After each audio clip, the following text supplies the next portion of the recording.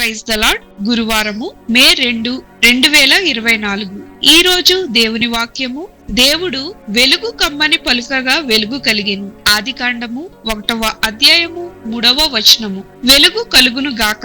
నా కుమార్తె యొక్క బాల్య దినములలో తను చూచిన ప్రతిదానిని వాటి పేర్లతో పరిచయం చేసేదాన్ని. వివిధ వస్తువులను గుర్తించడంలో లేక తనకు తెలియని వాటిని తనని తాకనిస్తూ వాటి పేర్లను తెలుపుతూ తద్వారా వాటిని గూర్చి తెలుసుకొని ఆమె ఎదుర్కొనబోతున్న ఈ విశాల ప్రపంచాన్ని, అందులోని పదజాలముపై అవగాహన పెంపొందించేందుకు ప్రయత్నించేదాన్ని. తను మొట్టమొదటి అమ్మా అని లేక నాన్న అని పలుకుతుందని నేను, నా భర్త ఊహించాము. కానీ అందుకు పూర్తి భిన్నంగా ఒకరోజు తన చిన్న పెదవులతో డైట్ అంటే నేను అప్పుడే తనతో పలికిన లైట్, వెలుగు అనడానికి బదులుగా ముద్దుగా చిలిపిగా పలికి మమ్మల్ని ఎంతో ఆశ్చర్యానికి గురి చేసింది.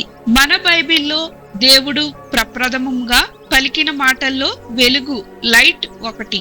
భూమి నిరాకారంగాను శూన్యముగాను చీకటిగా ఉండి దేవుని ఆత్మ జలములపైన అల్లాడుచుండగా దేవుడు వెలుగు కమ్మని పలికి వెలుగును ఈ సృష్టికి పరిచయం చేశాడు. ఆయన వెలుగు మంచిదని పలికాడు. తక్కిన లేఖనాలన్నీ ఈ విషయాన్నే వెల్లడి చేస్తున్నాయి.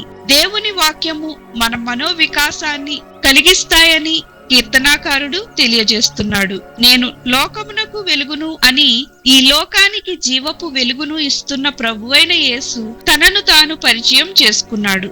దేవుడు ఈ సృష్టిని సృష్టిస్తున్న ప్రక్రియలో ఆయన మొదటి మాట వెలుగును కలిగించుట.